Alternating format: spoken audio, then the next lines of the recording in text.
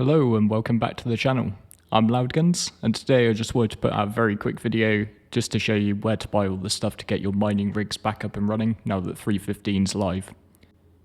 I did a quick check to make sure that everything in my 3.14 Quantanium mining guide still stands, which it does. The only real big change is actually a positive one for us. The ship scans have now been updated, so all ships will now show an accurate percentage figure of the Quantanium or whatever other metal are in the rock.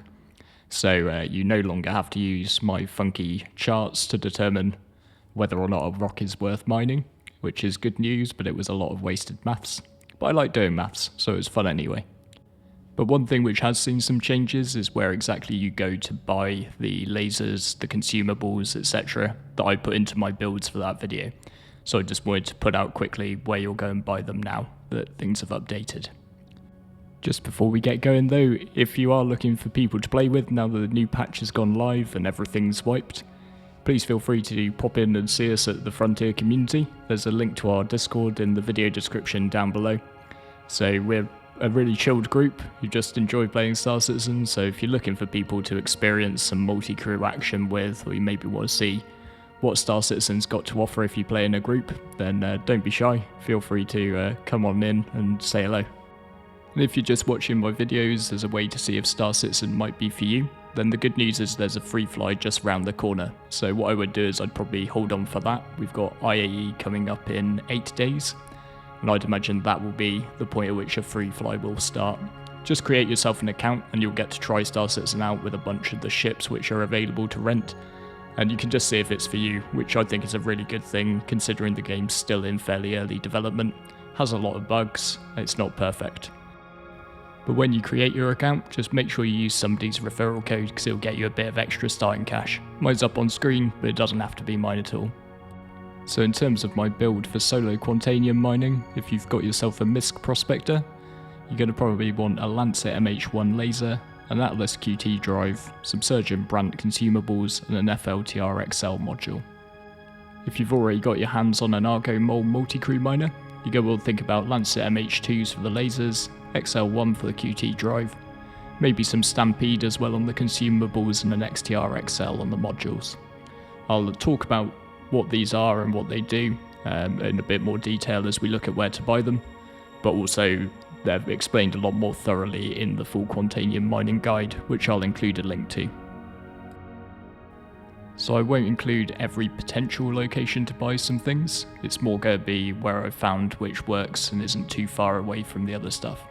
So one of the outliers though is a stop at HRL5 High Course Station. This is the only place where you can actually buy an Atlas drive at the moment. So if you're a mold pilot you won't need one of these, but this is the best drive for a small ship. So this is the perfect one to go into the Prospector, particularly for making those trips out to the Halo or to make trips back and forth between some of the Lagrange points. You'll find the Atlas in the Platinum Bay store, which is in the Galleria of this Lagrange point station. Keep in mind that you can use a faster ship to get out to points like this, and then once you're at it you can make sure that you claim your Prospector or your other mining ship to this location, then you'll be able to fit the Atlas while you're here.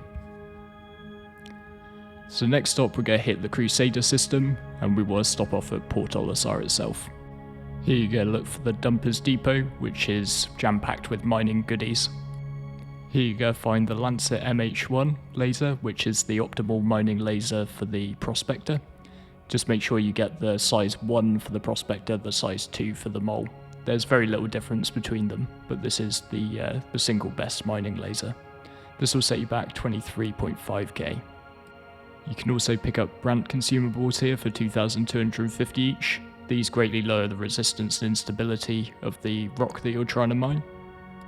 And you can also pick up surge modules here. These help to get you much closer to the green zone. They make the first break a lot quicker. Bit strange to have us miners shopping at the pirate hangout, but Grim Hex also has a Dumpers Depot, which contains a number of useful items as well. Here, if you're shopping for a mole, you'll find the Lancet MH2, which is the version which will fit on your larger craft. And if you're looking for faster gathering with the mole, you can also pick up an XTR XL module here. Not far away from Crusader, and actually making a really good place to stop and do some Quantanium mining, is CrewOne Ambitious Dream Station. Here within the refinery decks you'll find this terminal, and this confused the hell out of me, but if you go up to the top here and you roll your mouse wheel, you'll find utility, and at that point you can access mining laser heads and mining modules. So if you want to pick up a Helix 2 for the mole, which features on some of my builds, you can grab that there. You can also get a Lancet MH1 here, but the module that I'm really looking for here is the Stampede.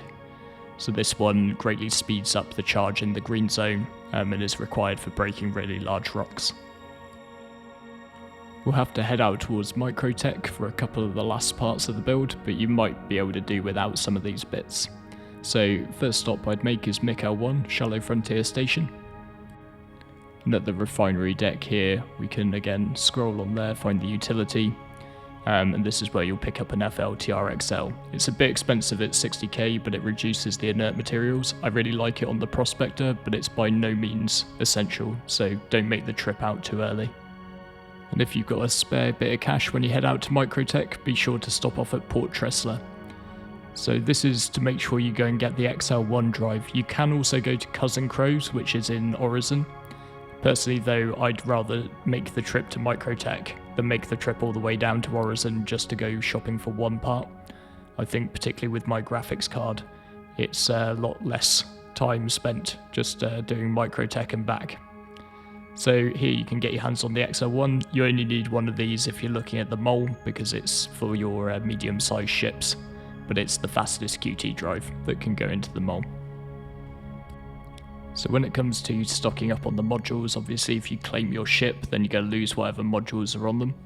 So one thing we can do is we just go to our inventory, make sure you've got a backpack equipped, and then you can just drag your module into your backpack and carry it with you, or you can use the system to move it onto a ship that you've got out at that place. So once we've reached back to our home station, I can just take that module out of my backpack and add it to my stash of modules that I'm storing here at CrewOne.